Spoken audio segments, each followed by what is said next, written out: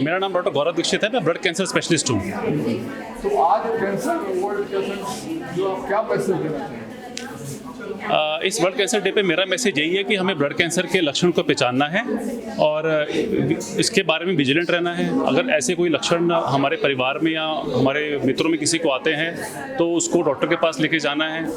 हमें समझना बहुत ज़रूरी है कि ब्लड कैंसर का इलाज संभव है और इसका बेस्ट ट्रीटमेंट तभी हो पाता है कि हम लोग उसको जल्दी से जल्दी पकड़ सकें और इसका अच्छे से अच्छी दवाइयों से इलाज कर सकें।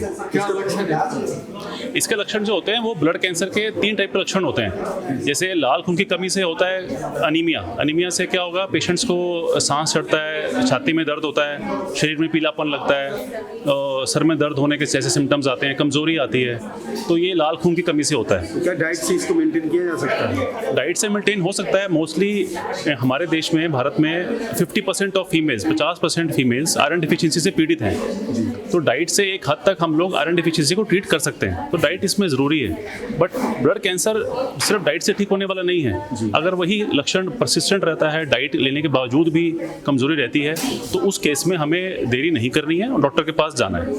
अदर जो दूसरे लक्षण होते हैं वो ये होते हैं कि शरीर में गांठ आना, बुखार आना या फिर ब्लीडिंग होना शरीर में, तो ये सारे सिम्टम्स ब्लड कैंसर के होते हैं। स्पेशली अगर वो अनएक्सप्लेन्ड है और परसिस्टेंट है, मतलब अगर हमने 1 हफ्ता दवाई दिया, 5-7 दिन दवाई दिया, उससे आराम नहीं हुआ, तकलीफ बढ़ता गया, तो ऐसा नहीं है कि उसको सहन करते रहना है, हमें डॉक्टर के पास एज सुन एज पॉसिबल जाना चाहिए। कैंसर डे की थीम क्या है आपकी बार 2024 में? ये क्लोज द केयर गैप इसको बोला जाता है। इसका मतलब ये है कि चाहे गरीब है, चाहे अमीर है, चाहे उत्तर से है, चाहे दक्षिण से है, सभी तक हमने कैंसर की केयर को पहुंचाना है और इसकी जागरूकता बढ़ानी है और अधिक से अधिक पेशेंट्स को पहले पकड़ के पहले उसको इलाज करना है, बीमारी को पकड़ के उसका पहले इलाज करना है। तो this is the cancer, close the care.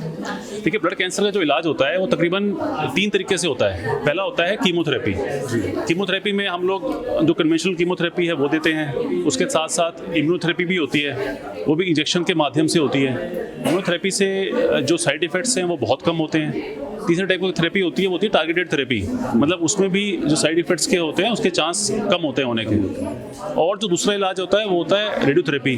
अगर सपोज पेशेंट आता है, इसको लिम्फोमा की बीमारी है, उस केस में रेडिएशन से उसको हम लोग गांठों को और उसका ट्रीटमेंट कर सकते हैं। तीसरा और जो सबसे महत्वपूर्ण जो इलाज आजकल है वो है bone marrow transplant. Bone marrow transplant is a procedure जिसमें कि हम लोग खराब बोन मैरो को या खराब ब्लड को एक अच्छे ब्लड से रिप्लेस करते हैं। और यह कई बार जैसे असाध्य जो हम लोग लुकीमियाज होते हैं, which are difficult to treat, उसका ट्रीटमेंट मुश्किल होता है, उस केस में ये एक कारगर इलाज होता है जो कि जिसकी मदद से हम लोग लॉन्ग टर्म क्योर या मतलब पेशेंट्स को लंबे समय तक एक जीवन, नॉर्मल लाइफ प्रोवाइड कर सकते हैं। सो ट्रीटमेंट एग्रेसिव है, परंतु अगर सही समय पे ट्रांसप्लांट भी होता है तो उससे हम लोग डिफिकल्ट टू ट्रीट कैंसर्स को भी ट्रीट कर सकते हैं। सो 3 टाइप के इलाज है। इसमें सबसे सेफ कौन सा है? सबसे सेफ इसमें कीमोथेरेपी रहता है। ऑल्दो कीमोथेरेपी के बारे में हमारे दिमाग में काफ़ी सारे डाउट्स आते हैं, बट मोस्टली ब्लड कैंसर जैसे लिम्फोमा, माइलोमा में ये डे केयर बेसिस पे होती है और ये पूरी तरह से सेफ और या फिर मिनिमम साइड इफेक्ट्स के साथ हम लोग करते हैं।